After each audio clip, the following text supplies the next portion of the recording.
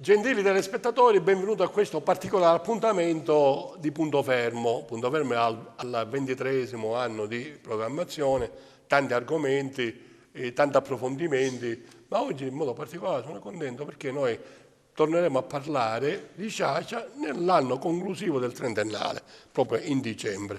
E quindi omaggeremo Sciascia con memorie, con testimonianze, con specialisti e studiosi di Leonardo Sciascia e di appassionati. Infatti presento subito accanto a me Pippo Di Falco per una ragione specifica, perché Pippo è, come diciamo, intellettuale, come vuoi, che ha acquistato la casa privata, diciamo natale o di vita, di esistenza di Leonardo Sciascia e l'ha trasformata in un piccolo museo ancora non istituzionalizzato, mi pare. Per quale ragione? Chi ti ha spinto o che cosa ti ha spinto a fare questa operazione anche costosa, immagino? Allora, e tu dall'atteggiamento non mi sembri un facoltoso miliardario. Un Benetton nella situazione. Allora, la casa, precisiamo, è una delle case di Sciascia, quella che lui ha abitato praticamente dalla nascita, è nato in una casa vicina, però ha abitato con le zie dal 1921 molti anni, fino al 59, fino alla fine all'estate del 59, più di 30 anni, più di 40 anni. È una delle case, perché poi c'è la casa della Noce che è stata costruita nel 1969, poi ha avuto una casa a Palermo che hanno ancora ieri. Quindi una delle case. Allora, questa casa è stata a un certo punto messa in vendita. O no la casa? No, non era esattamente fatiscente, perché è stata abitata da una zia, per quanto coetanea era una zia di Sciascia fino al 2012, quando la signora è morta. Dimmi un'altra cosa, ti volevo chiedere, ma la casa l'hai presa arredata con gli arredi all'interno? Una parte degli arredi originali. Io devo ringraziare gli eredi e soprattutto Anna Maria Sciascia, perché sono rimasti alcuni. Bene, poi lasciami presentare gli altri e poi approfondiremo come hai distribuito questa casa e che destinazione culturale, etica, sociale tu vuoi dare a questa casa. Accanto a Pippo Di Falco, Lillo Bongiorno, grande operatore culturale del territorio, anche lui ormai in pensione, quindi libero di fare attività. Lillo, tu hai partecipato come anima propulsiva alle attività della trentennale di Leonardo Sciascia nel comune di Racalmuto. Avete fatto molte attività. Mi puoi segnalare le attività che secondo te sono state più proficue per la diffusione, la divulgazione del pensiero e della personalità di Leonardo Sciascia? Diciamo che sono più di una le manifestazioni molto importanti. Allora facciamo una cosa, Lillo, lasciami presentare gli ospiti. Prego.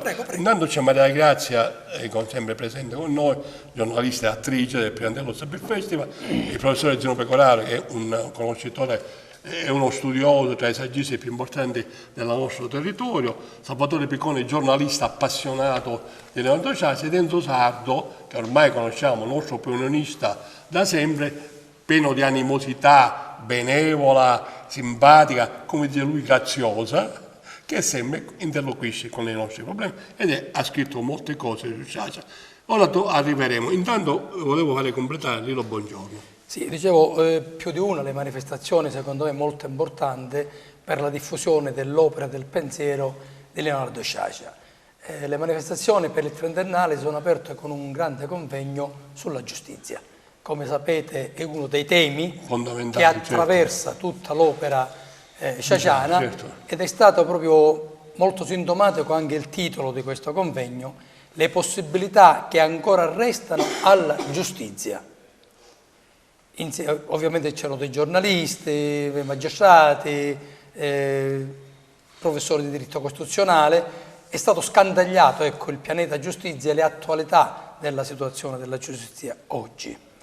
L'altro convegno molto importante invece è quello sul contesto, che certamente è una delle opere più problematiche di Sciascia, certamente è una di quelle che gli ha attirato più polemiche, certamente, per le note vicende legate anche al Partito Comunista, alle critiche che ha ricevuto e conseguentemente tutta una serie di problematiche poi hanno sfociato anche diciamo, nel rapporto che si è raffreddato anche con Renato Guttuso. Ti interrompo e poi torniamo, perché tu hai tante cose da dire, così andiamo in velocità e giriamo. Volevo chiedere intanto a Zino Pecoraro, prima poi sentirò Maria Grazia, per un'esperienza internazionale.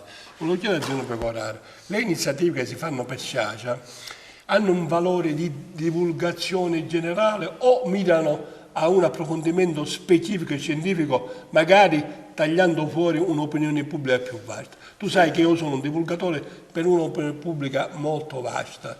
Esatto. E naturalmente lascia agli specialisti, ai saggisti, critici, l'approfondimento, ma in questa circostanza specifica, sì, io dico che Sciascia, secondo il mio punto di vista, Sciascia, secondo il mio punto di vista, non ha bisogno di essere proposto all'attenzione generale tramite i convegni, perché di per sé stesso Sciascia è uno scrittore, direi paradossalmente, più amato all'estero che non in Italia.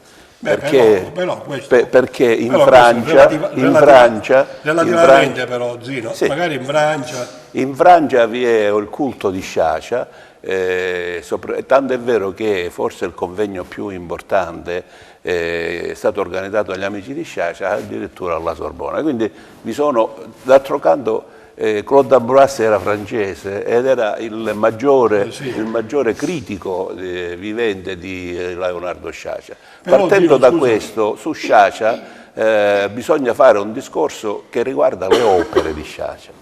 Non si può fare, come avviene anche per i grandi scrittori, per Pirandello, per Vittorini, per tutti i grandi scrittori, non si può fare, come dire, un panorama che comprende tutta l'opera. Sui grandi scrittori bisogna ragionare su alcune opere sì, per approfondirle. E mi pare che io ho assistito a tutti i convegni che si sono svolti a Racalmuto, e mi pare che l'apice maggiore è stato toccato proprio con il convegno sul contesto. Perché? Per una ragione semplicissima. No, dico brevemente, per una ragione semplicissima.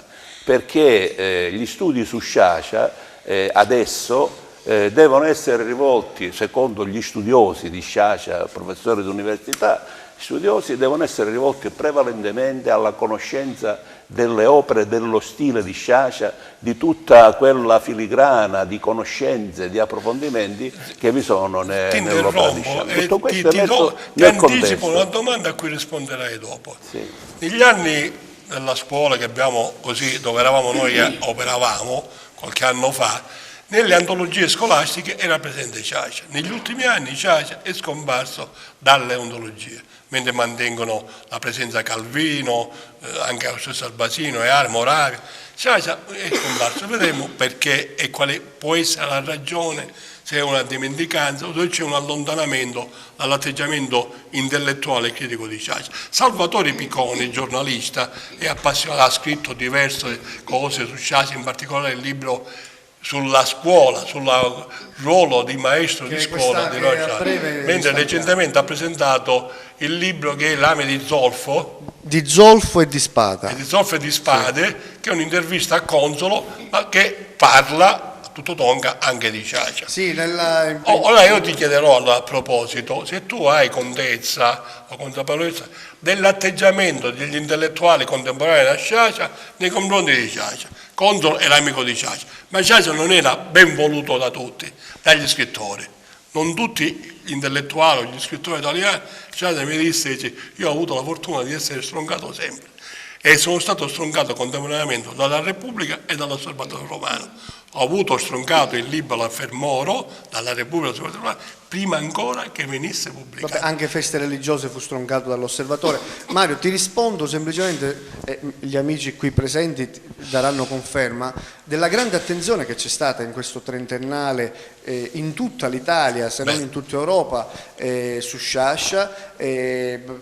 Non parliamo poi delle grandi partecipazioni delle scuole, degli studenti in tutta Italia, già a partire dall'esame di maturità. Quindi mi pare che Leonardo Sciascia, come diceva Matteo Collura, più tempo passa, più Sciascia come dire, ha la dimensione di grande scrittore e di letterato. Sì, sicuramente c'è l'attenzione. Io nel mio piccolo ho voluto, come dire, stampare queste quattro. Fai vedere la copertina. Eccola qua.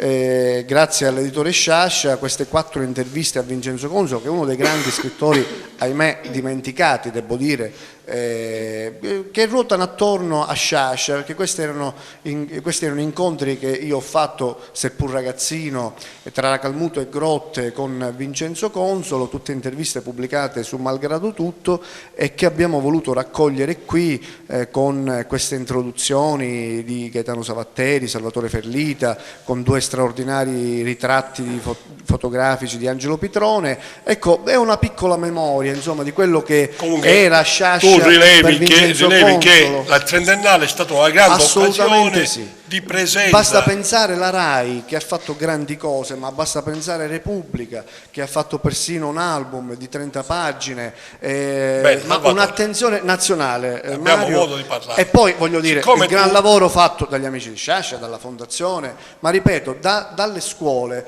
perché in tutta Italia e in tutta la Sicilia ovviamente c'è stato un grande omaggio. Grazie, questo è importante. Naturalmente la nostra conversazione è una conversazione, voglio dire, un po' a saltare, un po' libera, però dalle risposte, dalle domande, dalle riflessioni cerchiamo di consegnare al nostro pubblico di Teleagras e a quanti ci seguono la dimensione culturale e letteraria di Leonardo Sciascia. Enzo Salvatore Picone parlava di Sciascia letterato. Gino, ascoltate che è importante. Quando ho detto a Sciascia, proprio in un'intervista che poi ho pubblicato, ho chiesto a Sciascia, ma la sua presenza come intellettuale può influenzare positivamente l'evoluzione del costume della società, eccetera? Lui mi rispose, io non sono un intellettuale, io sono un letterato, una cosa bellissima. Quindi Sciascia parte da un presupposto fondamentale di essere un letterato con le, come dire, ansie, le aspirazioni, le tensioni di un vero intellettuale. Così si è imposto come uno dei maggiori scrittori della nostra contemporaneità. Tu hai dedicato diversi scritti, e l'ultimo in particolare Leonardo Sciascia. Lo facciamo vedere alla copertina e vediamo di dare quali sono le indicazioni generali di questo volume di Enzo Sardo. Prego Enzo, dai. Tanto devo dire che questa è una copertina, è una fotografia fatta da Pietro Tolumello il 25 aprile del 1985.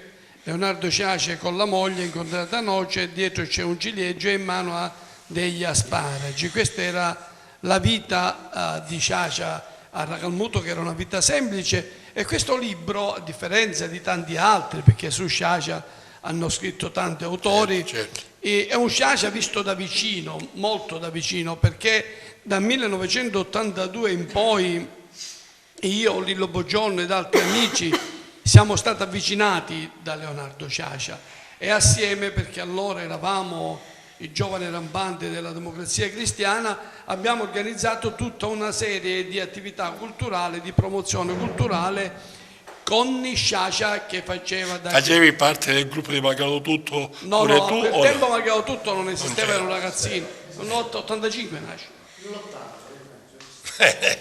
Vabbè, precisiamo. Io l'ho scritto, ma non me li ricordo. Vabbè, ma non è essenziale. Sì. No, questo libro fa storia, parla anche di come nasce Malgrado Tutto, ma non dobbiamo fare mai confusione sulle date e sui tempi e sui luoghi e sui rapporti, perché dire essere sciasciano oggi non so cosa significa. Sciascia ha fatto delle battaglie che tutti conoscono, una per tutte quella della giustizia e della legalità. Chiaro. Quindi dire oggi essere sciasciani che significa? La vera domanda, a prescindere dal mio libro che parla di uno Sciascia che è quasi un atto di amore per tutte quelle cose che ha fatto a Racalmuto e che l'ha fatto con grande generosità, perché li ho scritti? Perché voglio evidenziare che rispetto a tanti altri letterati, ma io credo che sia un intellettuale, se vuoi poi ci possiamo tornare sulla differenza, ha preferito essere seppellito a Racalmuto, ha fatto seppellire la moglie a Racalmuto, nonostante nell'ultimo periodo loro abitassero a Palermo. Quindi vuol dire che aveva un'idea specifica. Per questo, a differenza di tutti gli altri letterati siciliani e nazionali, nasce una fondazione così maestosa e così graziosa. No, perché Giorgio Lapira aveva due stanzette a Firenze, non c'è in Italia. Però voglio dire, Racalmuto aveva già la struttura che era l'ex stazione. È stata acquistata. Ma c'era la struttura. Era un rudere dell'Enel. Ma c'era. C'è stata la lungimiranza di un gruppo di picciotti che avevano deciso già nell'85. Scusa, nel tuo libro lo dici, tu lo racconti questo. Dice esattamente che era un rudere e che questo poi sono trasformato in propose assieme a Sciascia. Ma oggi voglio dire che questa sua impostazione di stare a Racalmuto da morto aveva un senso fare una fondazione. Allora io mi porrei una domanda: qual è il ruolo della fondazione oggi in questo contesto internazionale? Questo non è, io vorrei aggiungere, Mario, non è il tema della nostra Mario, io vorrei aggiungere su questa cosa che diceva Enzo Sardo un'altra cosa che credo sia molto nota a proposito del rapporto molto stretto di Sciascia con la città di Racalmuto. Come sapete, alcuni dei suoi amici cari avevano sconsigliato a Sciascia di fare la fondazione Racalmuto o comunque di donare i suoi fondi letterari alla città di Racalmuto. Molti addirittura avevano ipotizzato la possibilità che potesse andare alla Sormani o da qualche altra parte, e Sciascia invece ha insistito per far sì che la fondazione nascesse a Racalmuto. Allora fammi chiedere a Pippo, la calmutese d'occhi, questo è importante. Quella dei topi è importante, Mario. Infatti qualcuno diceva, ma attenzione, ha ragione Totò, mi pare che Scianna la racconta. Ora te lo faccio raccontare. È bellissima questa perché tutto Scianna gli dice, professore, ma comunque carte sono, prima o poi i topi, dice, se devono essere topi che siano di Racalmuto. Volevo dire invece, Zino ha già la domanda per la scuola, per la presenza di Sciascia nelle scuole. Ti volevo chiedere, Pippo, Sciascia in vita, io avevo buoni rapporti con Sciascia, di una certa frequenza, ci davamo una certa frequenza, anche per me, del professore Pietro Amato, eravamo sempre assieme. Poi Sciascia mi sapeva appassionato di cinema e quindi aveva piacere sempre di conversare. Però un giudizio abbastanza diffuso, un'opinione abbastanza diffusa è che Sciascia non fosse molto ben visto a Racalmuto. Cioè che c'erano personaggi di un certo spessore, professionisti ed altri che io ho conosciuto, che avevano qualche remora nei confronti di Leonardo Sciascia, uomo e politico, tra virgolette. Hai avuto mai questa sensazione, Pippo, tu? Sì, che Sciascia non fosse molto espansivo di carattere, effettivamente era... Ma quello era un fatto caratteriale. Per favore, Enzo. Però molte cose forse ancora sono da approfondire. Per esempio, in occasione del trentennale, la RAI ha messo in rete, e quindi sono visibili su Rai Play, alcuni filmati in cui si vede invece uno Sciascia in piazza a Racalmuto nel 1967 in occasione di una festa del Monte, invece molto espansivo. A cui era molto legato. Sì, tanto legato che poi nell'88 Pietrone ha fatto un libro di fotografie perché nell'88 Sciascia è voluto andare a vedere, stava già male probabilmente, ha voluto vedere per l'ultima volta ha visto per l'ultima volta la festa del Monte. In quel filmato invece si vede uno Sciascia molto espansivo verso i suoi concittadini. In più ci sono le testimonianze di tanti suoi allievi, di tanti ragazzi che parlano di uno Sciascia molto, molto disponibile, però naturalmente aveva un carattere un po' chiuso. Io dico dei racalmutesi. I racalmutesi. Allora, i racalmutesi, io posso dirti una cosa, per esempio, quando lui si candidò con i radicali, lui comunque ebbe 600 voti a Racalmuto, che non sono pochi per un piccolo partito. Certo, forse non sono moltissimi, però ebbe un consenso. E comunque c'era un'onda molto favorevole al partito radicale. Bisogna anche dire una cosa, che Sciascia per un periodo non è stato molto presente a Racalmuto, e quando veniva a Racalmuto andava in campagna. Io credo, non vorrei dire una cosa sbagliata, ma credo che sia così. Lui si è reimmerso nella realtà di Racalmuto soprattutto negli ultimi 10 anni, secondo me anche in coincidenza col fatto che era nata la Proloco e che lui è stato autore, suggeritore protagonista di tante iniziative che sono state portate avanti. E dalla Proloco, ma anche, devo dire, perché noi siamo stati anche consiglieri comunali in quel periodo, su alcune vicende fondamentali, il restauro del teatro e altre cose, Sciascia è stato protagonista. Anche sulla fondazione, anche sulla la Moscia Pietro Daso, anche sulla fondazione, in cui non bisogna dimenticare mai che una delle persone più vicine a Sciascia è stato l'ex sindaco Lillo Sardo, che aveva un rapporto, diciamo, speciale, particolare, che credo abbia avuto un ruolo fondamentale nel far fare la fondazione a Racalmuto.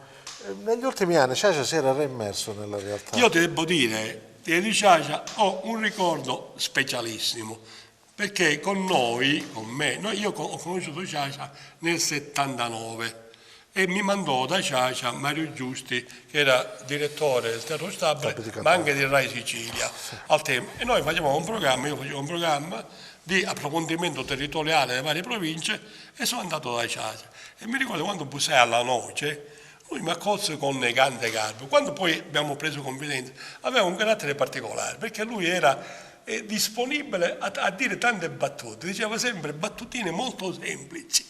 Quello che ridevo di più era lui e guardava negli occhi tutti per vedere se la reazione degli astanti e dei vicini era un po' positiva e coinvolgente. Ma siccome ci sono tantissimi aspetti di Sciascia, certo vorrei restringere un poco. Poi andiamo a Maria. Avevo chiesto a Zino Pecoraro come mai nella scuola, noi siamo uno di scuola, per tantissimi anni siamo stati. Come mai nella scuola Sciascia, che ora viene recuperato agli esami di maturità, insomma c'è una certa attenzione, però per negli ultimi 10-15 anni è un po' scomparso dalle antologie devo scolastiche. Dire una cosa io, che da 8 anni nella Fondazione Sciascia, io assieme alla professoressa Centinaro abbiamo sviluppato un'attività con le scuole. Quest'anno, in occasione del trentennale, sono venuti 500 studenti che hanno proposto la lettura di tutti i testi che negli anni abbiamo esaminato. Quindi sono state queste 3 giornate sciasciane.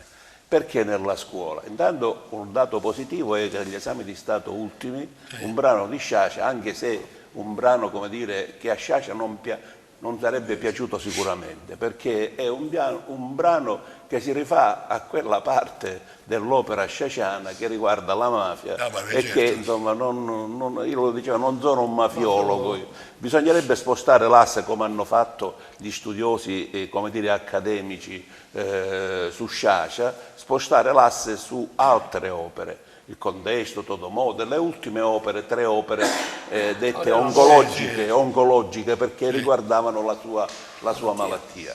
La scuola. Io ho letto l'altra volta che in un libro di scuola, di un testo molto importante, uno dei migliori, dei più diffusi nelle scuole italiane, a un certo punto è una segnalazione che mi è stata fatta dal professore Di Grado.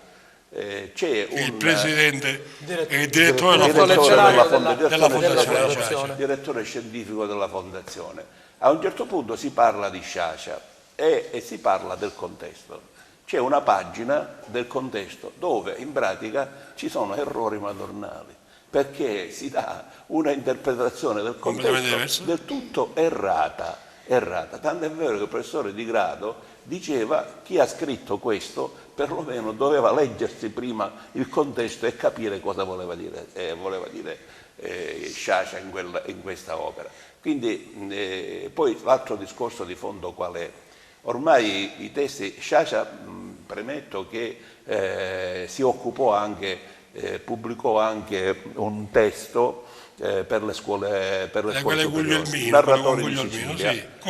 È un testo interessante perché è importante. E scrittori di Sicilia, Narratori di Sicilia, un altro con Passarello, un altro poi successivo. Questo testo lui fa una specie di excursus sulla letteratura siciliana dalla fine dell'Ottocento fino all'Ottocento. Tutti gli autori siciliani. E cita alcune sue opere. Questo è interessante perché un autore che cura l'opera di storia letteraria della Sicilia, le scelte che lui fa delle sue stesse opere sono eloquenti, ci fanno capire quale importanza lui attribuisce a queste opere. Ebbene, narratori di Sicilia è un testo che ha avuto grande successo, naturalmente. Ora, ma non nelle scuole, soprattutto nelle scuole. Nelle storie letterarie c'è un problema di fondo. Le storie letterarie adesso si muovono, io l'ultima storia letteraria su cui ho lavorato c'era quella che ha rivoluzionato gli studi della letteratura italiana, era il materiale all'immaginario, che ha proprio rivoluzionato del tutto. Quella su cui ho lavorato molto era quella del Luperini, Romano Luperini. Ora, come procedono questi scrittori? Velocemente, Zino. Sì, rapidamente. Procedono cercando di gonfiare, di ampliare la struttura e lo studio dei grandi autori, penalizzando quelli che loro non ritengono a quel livello. Per cui, se noi prendiamo il Luperini, ci sono per esempio sul Pirandello, sul Leopardi ci sono 100 pagine. Sul Pirandello?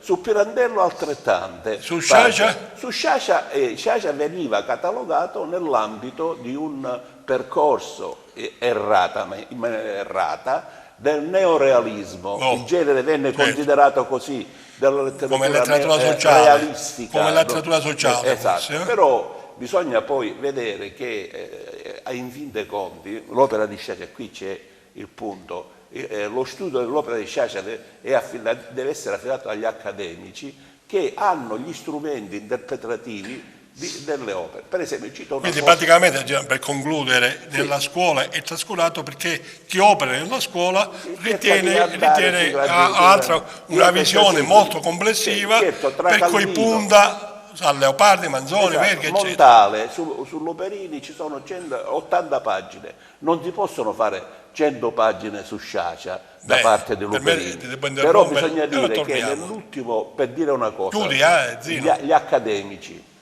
nell'ultimo convegno ora ne parliamo dopo, allora, perché se apri un'altra spazio, me la devi fare citare. E però devi dire velocemente. Lavinia Spalanca ha scritto un libro in cui indaga l'aspetto visivo nell'opera di Sciascia. Che significa? Lo diciamo dopo. Lo diciamo dopo, perché se andiamo nell'aspetto visivo dobbiamo entrare anche nel mondo della cinematografia, del teatro e dei quadri, della pittura, essendo Sciascia. Allora, spezziamo un pochettino questa atmosfera così un po' veramente approfondita e molto competente. Voglio chiedere a Maria, ha fatto un'esperienza bellissima Maria Gazzi, e Enzo passi il microfono per favore. Un'esperienza bellissima. Noi siamo stati a celebrare Sciascia, l'Istituto Italiano di Cultura di La Valletta a Malta. Abbiamo presentato una performance tra recitazione, canti e approfondimenti nelle presentazioni del rapporto di Sciascia e Malta. Naturalmente il rapporto è soprattutto incentrato sul Consiglio d'Egitto. Ora chiederò a Maria che sensazione ha avuto rispetto al pubblico, perché Zino dice che Sciascia è molto più amato all'estero, forse in Francia, perché noi abbiamo girato tutta l'Europa, poi siamo andati a Pechino pure, ma gli scrittori, cioè la cultura italiana è amata all'estero soprattutto per la cultura rinascimentale, per la storia del Rinascimento. Un certo dimensione diciamo degli scrittori, degli intellettuali, degli amanti della letteratura conosce bene Pirandello. Sciascia non è molto conosciuto, devo dirti, cioè è poco conosciuto. Noi l'abbiamo proposto in tanti istituti e naturalmente la risposta è sempre molto, molto prudente, perché non è conosciuto e quindi vogliono saperne di più. Maria, tu che sensazione hai avuto invece rispetto al pubblico che è venuto, che era un pubblico però che ama la letteratura italiana? Ma assolutamente positiva. E il pubblico che ha assistito alla nostra performance su Sciascia in occasione del trentennale della morte che noi abbiamo portato a Malta era un pubblico assolutamente attento, colto e coinvolto rispetto all'argomento e anche rispetto al format fondamentalmente che noi abbiamo costruito proprio per questa occasione. occasione, perché era un format legato sia alla recitazione innanzitutto da testi più famosi di Sciascia, ma era anche un contenitore legato anche a quelli che sono i film più famosi legati a Sciascia, appunto, e Sciascia nella cinematografia, e quindi c'è stato questo rapporto un tanto molto diretto con il pubblico internazionale a Malta. Un attimo. Sì, e quindi un'esperienza per me da un punto di vista artistico molto, molto bella. Tu cosa hai rappresentato? Che è importante. Personalmente ho portato in scena a Malta il personaggio di Pellegrina Vitello da Morte dell'Inquisitore, che è un personaggio reale che Sciascia, è stato mandato al rogo per eresia. Che finisce sul rogo per eresia, quindi un personaggio molto forte, molto intenso di Leonardo Sciascia. Sono felice di aver fatto questa esperienza, che poi è un'esperienza molto bella da un punto di vista artistico, ma sicuramente anche da un punto di vista umano. Grazie Maria, bravissima. Però voglio dire... A proposito della conoscenza di Sciascia, volevo precisare, caro Mario, che dalle mie ricerche risulta che i libri di Sciascia sono stati tradotti in 36 lingue del mondo diverse, non da 36 editori, gli editori sono un centinaio, perché in alcuni stati ci sono diverse case editrici. Abbiamo fatto un calcolo semplificativo e abbiamo scoperto che i testi di Sciascia possono essere letti da 4 miliardi di abitanti. Questi sono i dati che io ho, tra l'altro incontrovertibili. Perché i libri sono che puoi avere. Tu puoi avere. I libri sono ti dico una alla cosa, Fondazione Sciascia. Io non dico che sono stati letti. Scusami, Sciascia, che possono essere lasciami stati... parlare. Sciascia è stato tradotto in 30 paesi, come dici tu. 36. Camilleri è stato tradotto in 130 nazioni diverse. Quindi se tu fai le proporzioni, Camilleri, da questo punto di vista, ma non voglio fare confronti, sono due mondi diversi. Assolutamente. Ma editorialmente è la verità. Tradotto in 130 di nazioni diverse. A me mi interessa Sciascia, io sono qua per Sciascia, però devo questo parlare di numero Sciascia, di 4 miliardi, un problema, tu capisci che è un numero ma solo la Cina ha 1 miliardo di persone. La Cina ha 1 miliardo di persone. Ma che tutti leggono Sciascia, possono leggere, scusami. Chi domanda mi parlava di lettori potenziali. Questa televisione la possono vedere 100.000 persone, può darsi che la vediamo noi soli, no? C'è una possibilità, perché la televisione esiste e esistono pure i libri, no? Esiste. Solo noi no. C'è qualche altro? In Cina ti devo dire che è già poco conosciuto Pirandello, il quale naturalmente Pirandello fu messo all'indice da Mao Zedong e la cultura popolare cinese. Poi negli anni 50 fu recuperato, ma lo conoscono pochissimo. Tu non entrerai più nella sede della Fondazione Sciascia. Voglio però io la domanda che volevo fare è un'altra. Enzo, scusa, cominci tu. La domanda è un'altra. A parte dico che nelle interviste che Sciascia mi ha lasciato, noi abbiamo curato io in particolare il rapporto tra Sciascia e il territorio provinciale agrigento, quelli la Valle della Muraglia, Alessio Di Giovanni, Antonino Cremona, Alfonso Zaccaria, gli scrittori di punta del nostro territorio. Ma volevo chiedere, dato che Pippo parlava del legame degli ultimi anni di Sciascia col territorio e col suo paese natale Racalmuto, lui è legato molto alla cultura popolare. Tant'è che anche nei romanzi più importanti, sia nel Contesto, e Giorno Gevetta, e nella Ciascuno il suo, troviamo sempre dei modi di dire popolari, che lui riporta come dire, corollario di un ragionamento magari particolare, in particolare quello dell'eloquenza dell'onorevole, in cui conclude con la frase famosa del contadino: Piero che Piero non ha voluto fare, Piero non ha fatto e me la volevo fare. Cioè poi c'è veramente c'è una passione enorme, pubblica Occhio di Capra, Kermesse, insomma dai. Allora questo vi chiedo, io anche a te Enzo, il rapporto tra Sciascia e la cultura popolare del territorio e in particolare della cultura tradizionale di Racalmuto. Ma io ti devo dire che dobbiamo partire da un presupposto: dove cresce Sciascia e dove nasce Sciascia. Sciascia, come tutti sappiamo, nasce a Caltanissetta sotto il profilo letterario, dirigendo la rivista Galleria, capisci? Quindi il problema vero è che già quando si occupa di una rivista che nasce a Caltanissetta e che necessariamente aveva rifluenze a Racalmuto, perché spesso si portava i testi a Racalmuto per correggerli, quindi già lui nasce, diciamo, non a Roma, non a Milano, nasce, per cui la sua narrazione che riguarda il circolo di cultura, il circolo Unione, tutta la sua vita, lo porta a essere una persona normale, che fa... Ti posso io aggiungere una cosa? Sì. Parlando con Sciascia, quando gli ho detto lei è rimasta in Sicilia, lui mi disse: io ho avuto la fortuna di restare in Sicilia, perché molti scrittori siciliani, Vittorini,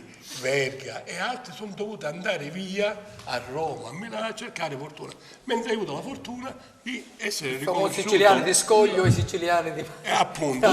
Lui per la verità nel 1957 è andato a fare un anno al Ministero della Pubblica Istruzione e poi è fuggito, è ritornato nel suo territorio, che era Racalmuto, e poi ha scelto il Caltanissetta anche perché lì aveva questo forte legame con Salvatore Sciascia.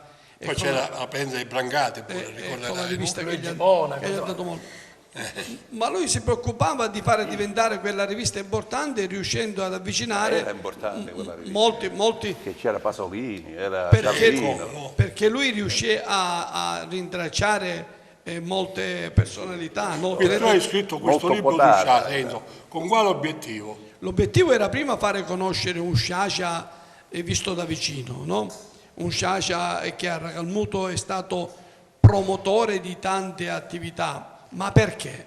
Perché Sciascia deve essere un simbolo per le nuove generazioni, per dire non era uno distaccato dal suo ambiente, era uno che nel suo ambiente promuoveva la ripresa del teatro, come hanno detto i miei amici. Nasce nel 1982, quando lui, assieme a Lillo Boggiorno, a me ed altri, allora anche Vincenzo Miliotto, Rosario Laimo Di Loro, abbiamo fatto la ristampa anastatica di un libro di Tenebra Martorana, edizione 1898.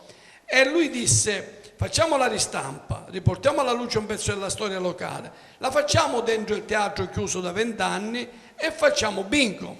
Allora abbiamo chiesto il parere all'ufficio tecnico. Io ti ricordo che noi abbiamo inaugurato, su richiesta di Sciascia, il teatro quando ancora il tetto era scoperto, e si fece una manifestazione dentro il teatro. C'era l'allora prefetto, non ricordo bene il nome, e abbiamo inaugurato con delle letture, una mostra sui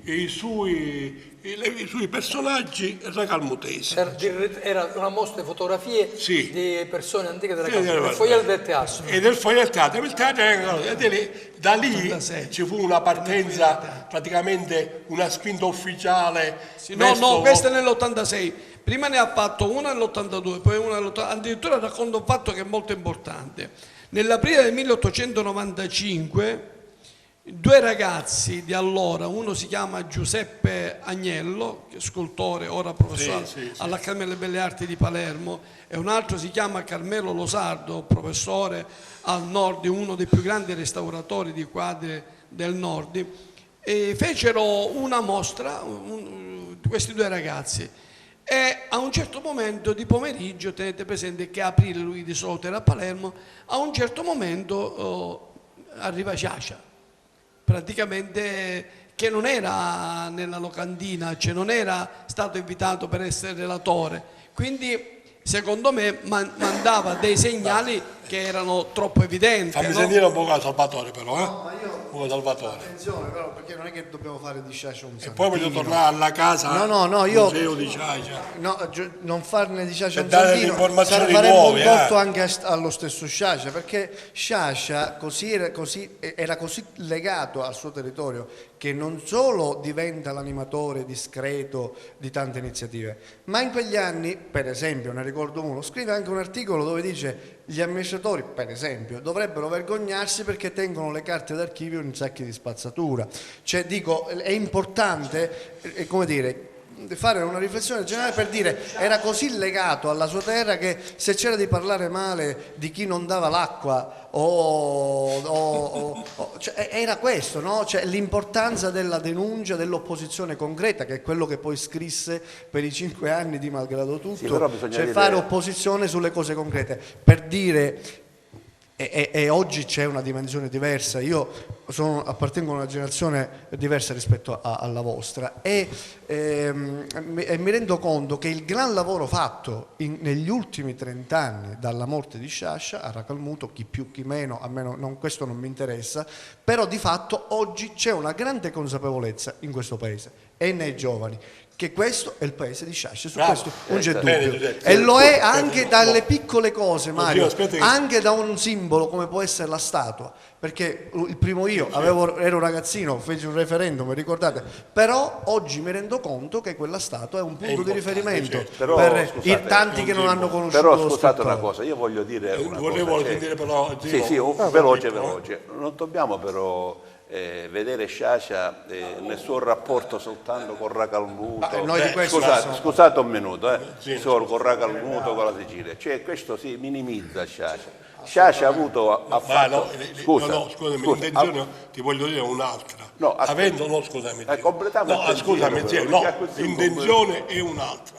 Avendo qui dei racalmutesi DOC e stiamo esplorando, oltre che i valori culturali, generali di Sciascia, stiamo esplorando il rapporto tra Sciascia e il suo territorio, come esploriamo il rapporto tra Pirandello e Agrigento e tanti altri. Però voglio dire, io non potrei parlarne. Però voglio dire questo. Non facciamo No. Però io volevo dire, no, ti ridò la parola, lasciami, perché Pippo è stato troppo in silenzio. Ma siccome Pippo Di Falco ha fatto un'operazione straordinaria, quello di acquistare la casa, diciamo, di vita di Sciascia e trasformarla in una casa museo che diventerà un luogo di visita sia dei turisti che degli intellettuali, dei cultori di Sciascia e di chi ama la letteratura.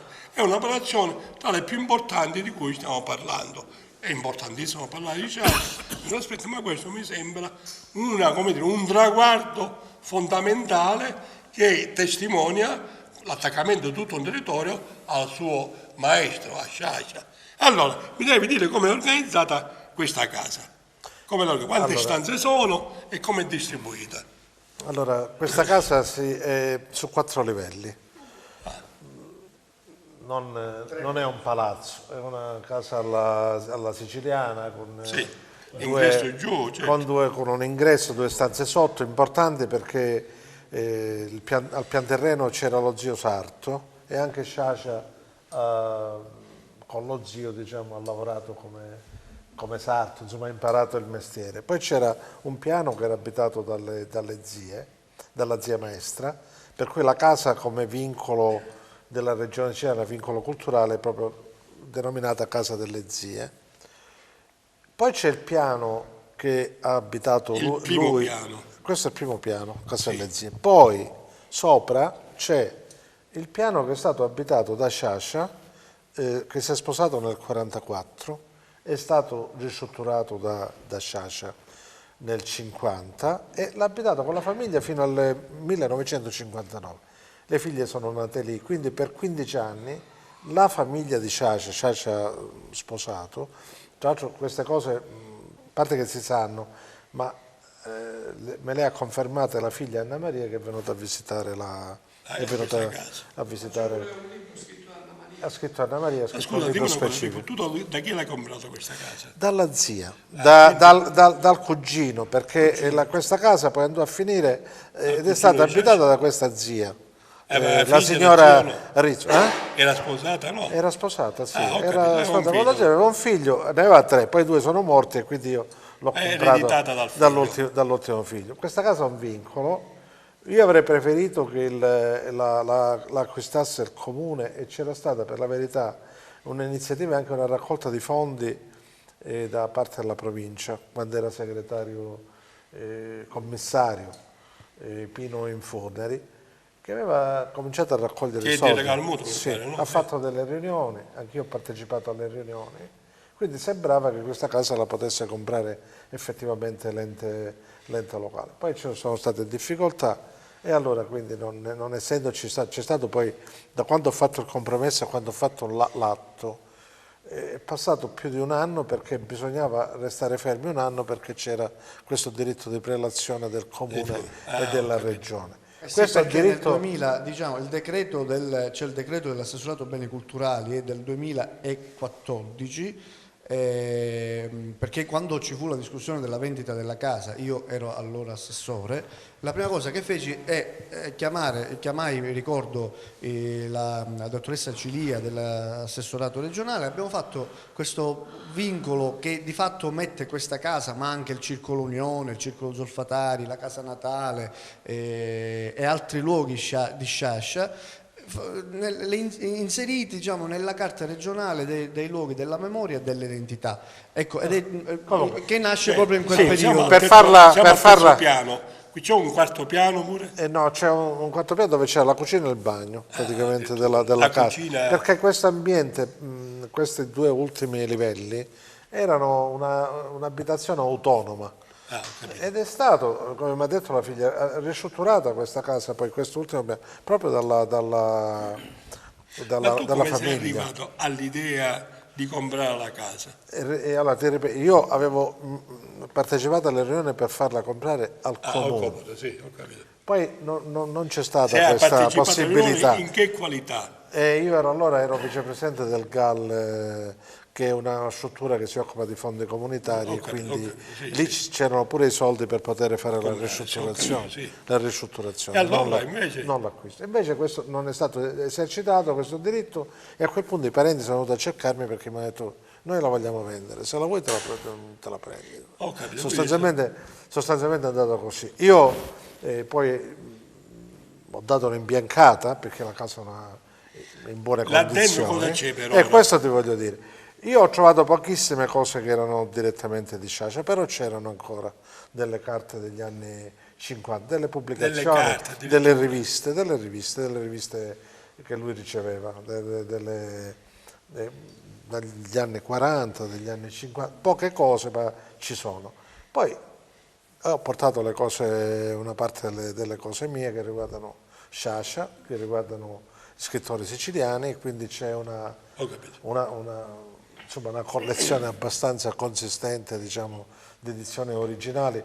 Questo proprio per ricordare la memoria di farò meno un po' di libri di scrittori che mi sono rimasti alla famosa mostre del libro. Un centinaio di libri e quindi la casa, gli arredi c'erano, alcuni arredi li ho portati io, quindi la casa è visitabile gratuitamente e per appuntamento. Al momento è visitata, hai richieste di visita? Da settembre a ora sono venute più di, credo, di 3.000 persone, perché vengono scuole, che li riceve? Vengono quelli... cerco di aprire io, Salvatore, c'è un gruppo di persone che si muove attorno alla casa. C'è la strada degli scrittori ha contribuito pure con alcuni cartelli. C'è un gruppo vasto di persone che si occupa della casa. Anche se la proprietà è mia, infatti è secondario, perché è una cosa fatta proprio gratuitamente. Quindi molto bene. Io volevo dare anche un plauso all'iniziativa di Pippo De Falco, perché si inserisce anche questa Casa delle Zie nella più ampia offerta culturale su Sciascia di Racalmuto. Certo. Chiaramente il momento centrale dell'opera sciasciana è la Fondazione Sciascia, non soltanto per, come sapete, la grande collezione di ritratti di scrittori di grande valore artistico e culturale, ma ovviamente tutti i libri, le tradizioni, ma il nucleo centrale, credo, della Fondazione sul quale si sta lavorando. Devo dare atto al sindaco Vincenzo Maniglia, all'assessore Enzo Sardo, al nuovo consiglio di amministrazione, che si sta molto lavorando sul carteggio di Sciascia, perché vi sono circa, credo, 20.000 lettere. Stiamo parlando di grandissimi scrittori, da Pasolini a Moravia, Montale, e Capi di Stato, cioè è un grande spaccato veramente del secondo Novecento. E devo dire la cosa importante, ma scusami Mario, la cosa importante è l'accelerazione che si sta dando alla catalogazione delle lettere. Perché l'incarico è che è stato dato, è già stato dato? L'incarico c'è una bibliotecaria alla quale, devo dire, fino a qualche anno fa avevo un contratto di pochissime ore e quindi andava avanti molto lentamente. Certo. Vincenzo Maniglia ha aumentato le ore a questa bibliotecaria, e un'altra cosa molto importante che sta facendo con le scuole è utilizzare progetti scuola-lavoro, attraverso alcuni ragazzi. Il fatto è importante, infatti lo diceva Zino Pecoraro, ma voglio ribadirlo se mi dai anche qualche altro minuto, e perché la cosa importante è l'accelerazione che noi dobbiamo dare alla catalogazione per una fruizione totale di questo immenso patrimonio, che è di un'importanza secondo me straordinaria. Non che non sia consultabile, perché di fatto è già consultabile. Addirittura pensate che da alcuni carteggi si sono fatte delle pubblicazioni. Sulla terza, senza la fondazione, però una videoteca, un'emeroteca. Ha una grande emeroteca, ci sono raccolti di moltissimi ritagli di giornali sull'attività lettorale di Sciascia, della fondazione. Cioè stiamo cercando di digitalizzare tutto questo materiale per metterlo veramente a frutto per quanto riguarda gli studiosi, perché io credo, Zino Pecoraro lo diceva, un momento molto importante di attività della Fondazione è il rapporto con le scuole. Non soltanto gli incontri annuali che meritoriamente Zino organizza ormai da moltissimi anni, ma certamente un impulso lo stiamo dando. Proprio fra qualche giorno ci sarà proprio un convegno con le scuole e gli alunni delle scuole di Racalmuto. Sciascia, maestro elementare di Racalmuto. Sì, ma ha pubblicato il libro Salvatore Pagni di Regalpetto. Dunque, no, scusate. E la cosa importante, Mario, volevo concludere. E la cosa importante, tu poco fa facevi un attimo, purtroppo sei caduto male oggi, sono caduto male. E la cosa che volevo dire, Mario, è questa. E la cosa che volevo dire, tanto sei sempre qua, Zino, tu sei sempre presente. Tu accennavi, Mario, alla proiezione del futuro. È una cosa molto importante che mi preme dire in questo momento. Cioè noi partiremo come fondazione di qui a qualche mese con le manifestazioni per il centenario della nascita, che diventa un momento di grande importanza, che cade il 21. Che cade l'8 gennaio del 21, quindi fra un anno. Per cui gennaio del 21. Quindi sì, siamo quasi a un anno. Scusate, due cose brevissime. Stiamo a parlare, Zino, se no la piglia con me. Tra i racalmutesi filo-sciasciani, per dire due cose. Prima di tutto dire questo, che Sciascia, l'atto di Sciascia nei confronti di Racalmuto della Fondazione è stato un grande atto d'amore nei confronti della città, perché lui aveva questo amore nei confronti della terra di Racalmuto, della campagna, e dove si trova questo riferimento ai luoghi di Racalmuto, alle percezioni, come dire, visive, olfattive di Racalmuto. Si trova in una raccolta di poesie di Sciascia, l'unica raccolta, la Sicilia, il suo cuore, dove Racalmuto è vista nelle sue manifestazioni, come dire, tristi del lutto, del lavoro, e nella bellezza anche nella malinconia della campagna. Quindi è un atto d'amore. Il ricordo della famiglia. Questa è la prima cosa. L'altra cosa che volevo dire è questa. La fondazione, tutte le fondazioni hanno questo scopo. Lo scopo prima di tutto, di studiare il materiale che c'è, di metterlo a disposizione degli studiosi. Per quanto riguarda gli studenti, la fondazione poi ha lo scopo di far conoscere le opere e stimolare la conoscenza. Ora, se noi leggiamo tutto il corpus delle opere sciasciane, sono stati due gli autori dell'opera. La prima è il suo critico prediletto, che era Claude Ambroise, che è venuto tante volte ad Agrigento, ho sentito e anche il cittadino onorario di Racalmuto. Cittadino onorario, bravissimo, eccetera, studioso di Manzoni. Poi l'altra, il corpus delle opere, è quella curata dal professore Squillacciotti, giovanissimo e bravissimo studioso, filologo pure, oltretutto. Ora ha fatto tutta l'opera di Sciascia, l'ultimo volume sarà presentato il 21 dicembre alla Fondazione, ma nell'opera di Squillacciotti cosa notiamo? Quello che non c'è su Claude Ambroise, perché Squillacciotti utilizza le lettere. Le lettere che si trovano nella Fondazione, perché Sciascia era un grafomane quando per esempio mandava le bozze dei suoi romanzi a Calvino, che era l'interlocutore privilegiato delle sue, pronunciava il suo giudizio, lì ci sono tutte le lettere e Schillacciotti le pubblica. Questo è l'elemento. Mario, no, mi devi consentire una cosa. Ultima cosa prima per chiudere. Brevissima. Però ti faccio una domanda, te la preparo ora, però te la preparo ora per dopo. Chi sta importante? Poi lo dici dopo, te la preparo ora per dopo. Noi stiamo osservando, esplorando tanti aspetti, eccetera. C'è un aspetto di Sciascia che vorrei che tu poi mi illustrassi. Sciascia è critico cinematografico e critico teatrale. Esatto. Tu sai, lui è stato aspetta la risposta dopo, perché prima c'è io solo una precisazione. Le cose che diceva Zino a proposito dell'utilizzazione del carteggio e delle lettere di Sciascia, per certi versi fa anche giustizia rispetto a quante persone dicono che la fondazione è chiusa e non consente la fruizione delle lettere. È una cosa non vera. E mi fa piacere che Schillacciotti, se uno apertamente legge, lo abbia ricalcato. Lui cita le lettere di Sciascia, ci sono lettere. Pippo, basta chiederlo. Lillo, come tutte, Pippo diceva come si accede alla lettera, come si accede con tutte le consultazioni, c'è qualcuno che vuole, può arrivare venire. Tu arrivi in una biblioteca e chiedi un libro, tu arrivi là e chiedi di consultare con le lettere.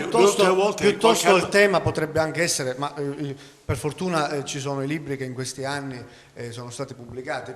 Una proposta invece potrebbe essere alla Fondazione quella, visto che il carteggio, diciamo, pare che io ho letto Todomodo, la rivista di Sciascia che mi è arrivata proprio ieri, siamo alla lettera L.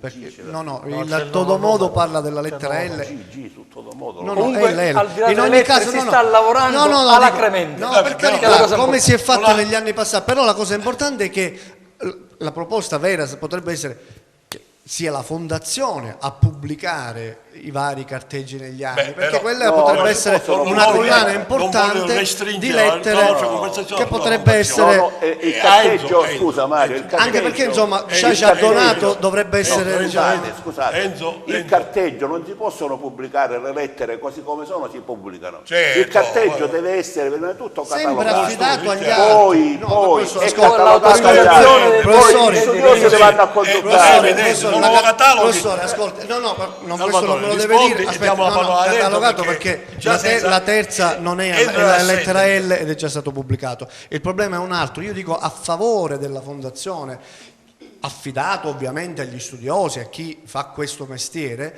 però sarebbe opportuno fare una collana, un libro all'anno della Fondazione edito dalla Fondazione con le lettere dei carteggi, perché sennò sono sparsi. Adesso voglio chiedere una cosa importante, Enzo.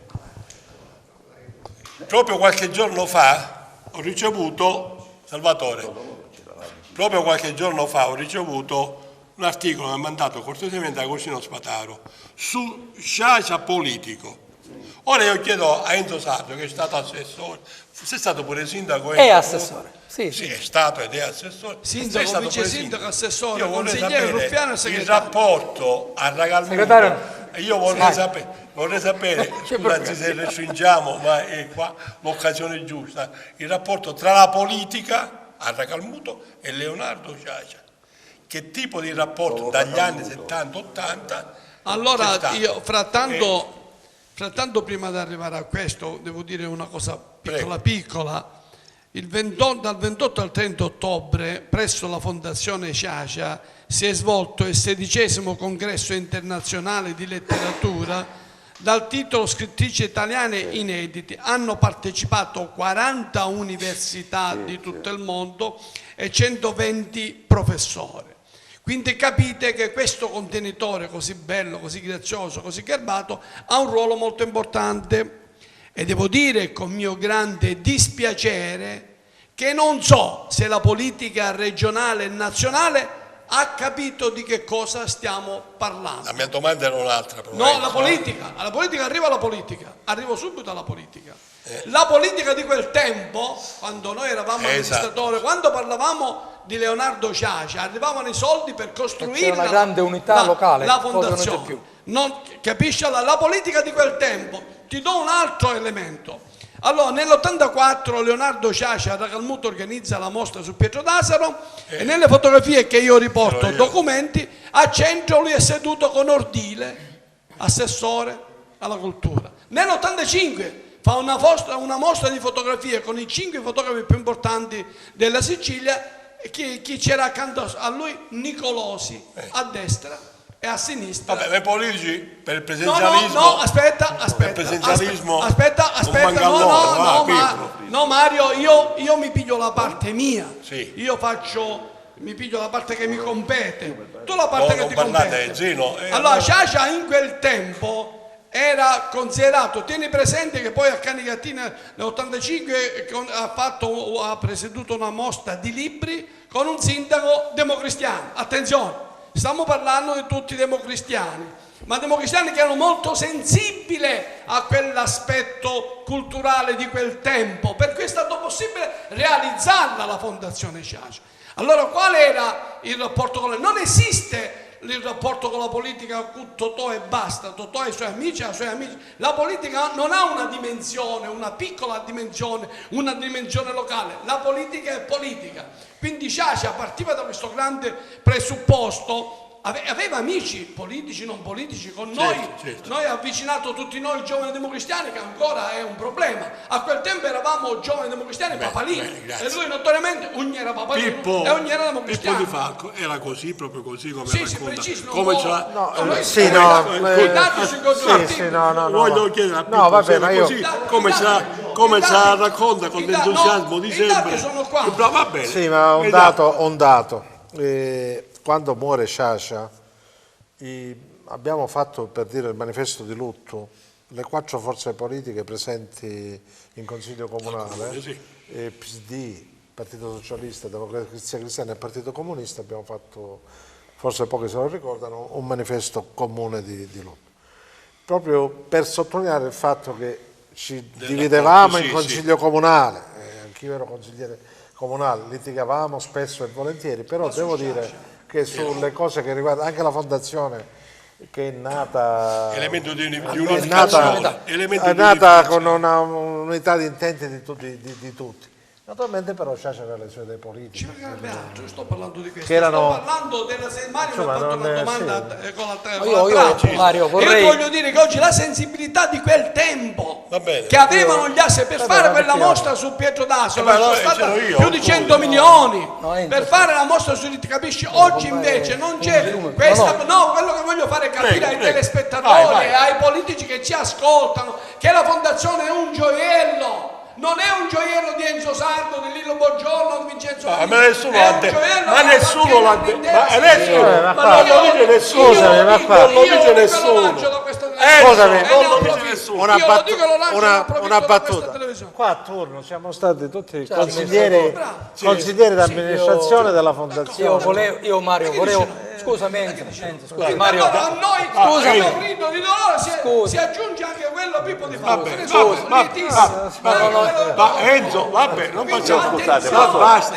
Enzo, ti tolgo la parola. Io come ospite, Lilla e Maria Grazia, come ospite del Racalmuto, come ospite nella sede del circolo di Racalmuto e del Consiglio Comunale di Racalmuto, posso dire una cosa soltanto velocissima. Abbiamo solamente 6 minuti. Io l'esperienza di Sciascia è stata una personalità importante per la Sicilia ed è stato un trascinatore anche di opinioni e di idee, è vero, perché questo era Sciascia. Sciascia era capace di assumersi delle posizioni perché per Sciascia la letteratura era la verità. Lui scriveva le cose che riteneva vere, non cose inventate. Ecco perché allora bisogna spostare l'asse dalla mafia verso le altre opere di Sciascia. Perché? Dobbiamo vedere in Sciascia lo straordinario lettore. Sciascia era un grande lettore. Se noi vediamo certe opere, per esempio, faccio un'ipotesi brevissima, in Porte Aperte ci sono citazioni dirette o indirette diffuse in tutto, perché sono citazioni di testi che Sciascia conosceva. Però allora, per la verità, la Gino, critica, per la verità di ora abbiamo parlato, si lo abbiamo messo in mezzo l'elemento della mafia come elemento fondamentale dell'opera di Sciascia, non l'ha detto nessuno. Sì, si tende a questo. Allora, chiudo questo dicendo che Sciascia, lo studio di Sciascia, rivolto prevalentemente agli accademici, agli studiosi dotati di strumenti di studio dell'opera, è l'intertestualità di Sciascia. La grande intertestualità. Lillo, e poi gli chiede a Maria una piccola riflessione. Io volevo recuperare... E poi vi do un minuto ciascuno. Enzo, poi vi do un minuto ciascuno e chiudiamo. Lillo, prego. Io volevo recuperare un'espressione di Pippo Di Falco e poi giustificare come dire, lo sfogo di Enzo. Pippo diceva una cosa importante che io confermo: sulla Fondazione Sciascia le forze politiche del Racalmuto in 30 anni non si sono mai divise, diceva bene Pippo Di Falco. Abbiamo avuto scontri fortissimi su tantissimi problemi amministrativi, ma quando si trattava della Fondazione Sciascia... no, scusami, ti prego, un attimo, volevo arrivare al perché dello sfogo di Enzo. Perché viceversa ultimamente sembra che per alcuni, che probabilmente, diceva Enzo, non comprendono l'importanza della fondazione, c'è il rischio che la fondazione diventi momento di scontro politico. E giustamente lo sfogo di Enzo, che era anche un appello a tutti quanti, alla politica locale, alla politica provinciale, alla politica regionale, è che non ci può essere terreno di scontro su Sciascia per quello che rappresenta come intellettuale, ma anche per quello che ha rappresentato per il nostro paese. Quindi ecco la giustificazione, dello sfogo di Enzo. Insisto sul fatto che l'evento più importante in questo ultimo periodo è l'acquisizione della casa di Sciascia. Una cosa meritoria e bellissima. Questo è l'evento più importante. Sugli altri aspetti possiamo discutere e argomentare. Maria Grazia, dai micro Enzo, Maria Grazia 2 minuti proprio, ha interpretato sia un personaggio di Sciascia, Pellegrino Vitello, un personaggio no, Enzo, per favore. Dicevo che Maria Grazia ha interpretato un personaggio di Sciascia preso da Morte dell'Inquisitore, ha interpretato molto Pirandello, in particolare Maria Grazia dell'altro figlio ed Ersilia Drei dei Pesci degli Ignoti. Io vorrei che tu mi dicessi in pochi, anche se non è molto semplice, in pochi secondi, quali differenze anche su un piano della passionalità dei personaggi hai trovato, se differenze o delle vicinanze. Ma, sicuramente sono dei personaggi tanto diversi tra loro, ma che fondamentalmente possono essere, se vogliamo così dire, accomunati in qualche modo dalla drammaticità del vissuto di queste donne, perché sia Pirandello che Sciascia raccontano attraverso la loro drammaturgia, attraverso l'azione scenica teatrale, comunque delle donne sempre in sofferenza, delle vittime, come Ersilia Drei e Maria Grazia. Ersilia Drei protagonista di Vestire gli ignudi di Pirandello e Maria Grazia dall'altro figlio, sono comunque delle vittime che poi esprimono questo dolore in maniera diversa. Maria Grazia, protagonista dell'altro figlio in Pirandello, lo esprime in maniera più cruda, più violenta e più spontanea, mentre Ersilia Drei racconta una sofferenza più intimistica. E allo stesso modo, per quanto riguarda invece il personaggio che io ho interpretato di Sciascia, io ho interpretato esclusivamente fino ad oggi Pellegrina Vitello da Morte dell'Inquisitore. È un personaggio molto molto tragico. Noi sappiamo, drammatico. Zino, il filo che collega Sciascia al teatro è proprio la figura di Assunta dell'onorevole, che si rifà a Beatrice, alla Fiorica delle Barretta Sonagli. Ora vi faccio una domanda difficile, ma vi chiedo una risposta in 30 secondi, perché siamo in conclusione.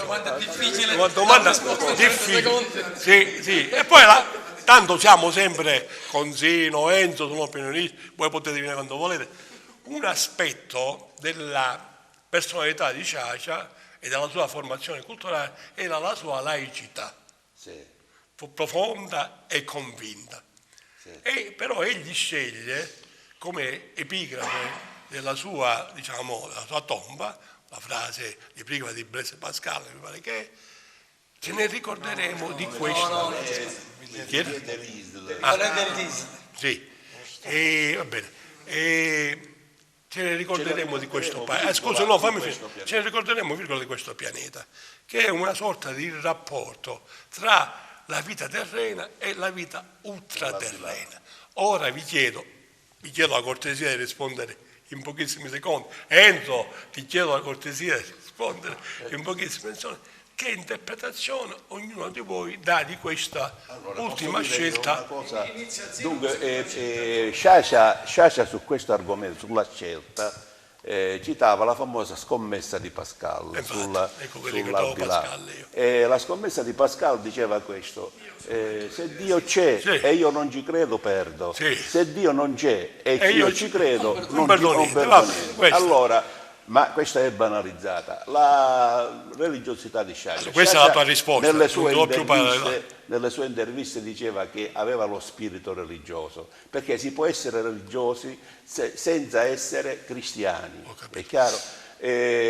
Sciascia, la religione può essere anche una forma, come dire, di aiuto, di sostanza, di solidarietà al mondo. Questa frase presuppone l'idea che ci possa essere un al di là. Bene. Grazie Giro, bravissimo. Enzo. Io ti devo dire che per spiegare questa frase bisogna sapere alcune cose su Sciascia. Sciascia ebbe diversi sacerdoti molto amici, tra i quali ne cito 4, che sono Salvatore Scimè, che era un gesuita racamutese che viveva a Scicli, padre Puma che viveva a Raccamuto, padre Domenico Cufaro che viveva tra Palermo e poi a Raffadali, e padre Nuzzo che è della zona del Messina, con il quale in sintesi è molto difficile pensare cose negative e cose diverse da quello che sto per dire, perché oltre a queste cose lui dormiva col Vangelo sul comodino, e oltre a queste cose c'è una bellissima lettera della moglie fatta a Melofreni, quando gli dice: perché considerate mio marito adio? Non corrisponde a verità, perché ci siamo sposati in chiesa, mio marito ha accompagnato le figlie in chiesa, abbiamo battezzato il figlio di una nostra amica che si chiamava che era Cirio, quindi dice: perché fate questo tipo di allusione che non corrispondono poi alla verità? Quindi lui era molto legato a questa chiesa di Racalmuto, che è la chiesa della Madonna del Monte, quindi capite, è nato accanto alla Madonna del Monte a destra ed è vissuto a sinistra della chiesa. Lui, c'è molta spiritualità in Sciascia, per capire, ce ne ricorderemo di questo paese. Questa è una risposta finalmente chiarissima. Lelo, buongiorno, sempre su questa domanda. Io credo che certamente ci sono state molte riflessioni intorno agli atteggiamenti, alle cose che ha detto e che ha scritto Sciascia negli ultimissimi mesi, oserei dire, della sua vita. Certamente è stato un laico, è un laico, diciamo che probabilmente ha vissuto troppo poco, purtroppo, per poter sviluppare anche sotto questo punto di vista un ragionamento più approfondito che lo riguardasse intimamente. Grazie Lillo per anche brevità e per la chiarezza. Pippo, ti faccio una domanda speciale. In questa casa che tu hai comprato e è diventata casa museo, si respira la presenza dello spirito di Sciascia, o è solamente un luogo così di culto, di coinvolgimento emotivo? Ma si respira, e in che cosa? Ma che bella domanda. Sì, no, comunque è una domanda un po' difficile. Allora, il tema delle case degli scrittori non riguarda solo la casa, una delle case di Sciascia, no? Allora, io vedo, a parte quello che posso pensare io, ma vedo le persone che la visitano, che vengono, che sono molto prese, diciamo, prese o anche gli studenti che vengono, i giovani. C'è una sorta di corrispondenza sentimentale. Anche i compaesani. Poi, evidentemente, insomma, è una casa, l'avevo detto all'inizio, una delle case che sono state frequentate da Sciascia, ma una casa che lui ha amato molto. La più importante della sua formazione. Ha scritto molto su questa casa. Zino, Sì, no, si respira, se la risposta è sì. lui non ti fa respirare. Parlo di D'Annunzio. No, il tempo è finito. Guarda, Gino, il Vittoriano di D'Annunzio e si entra nella casa, nel suo studio. Si capisce D'Annunzio, si comprende D'Annunzio. Soltanto dietro pagamento. Sì. Allora la porta è bassa. Perché dice la vita? Perché quando si entra nella stanza del grande bisogna inchinarsi davanti alla... Allora, zio, ti invito per una puntata su D'Annunzio. Allora, ringrazio Pippo Di Falco, Lilo Buongiorno, Maria Grazia Cancellari, Ti ho portato un Gino regalo. Pecoraro, Salvatore Ti ho portato Piccolo. un regalo. Prego, il regalo mi piglio il tempo. Penso che sia la chicca di questa puntata. Io ho qui una copia di una lettera firmata da Sciascia e da altri racalmutesi per il decennale della morte di Luigi Pirandello. Lui proponeva, e infatti adesso vi dico la novità, lui proponeva agli amministratori del 1946, la lettera è del 19 dicembre, indirizzata al sindaco, proponeva di fare una serie di iniziative per il decennale di Pirandello e anche un mezzo busto di Pirandello presso il Teatro Comunale. Stiamo facendo un comitato spontaneo per riproporre al Comune di Racalmuto di mettere mezzo busto di Pirandello per fare così un omaggio a Sciascia al Teatro di Racalmuto. Grazie Piccone, a Salvatore Piccone, grazie a Enzo Sardo. Questo fosse per me. Allora, secondo A Enzo Sardo lo faremo prima o poi. Secondo tradizione, La statua. concludiamo con un applauso ringraziando i tecnici, la regia e tutti quanti. Grazie, appuntamento alla prossima settimana. Sigla.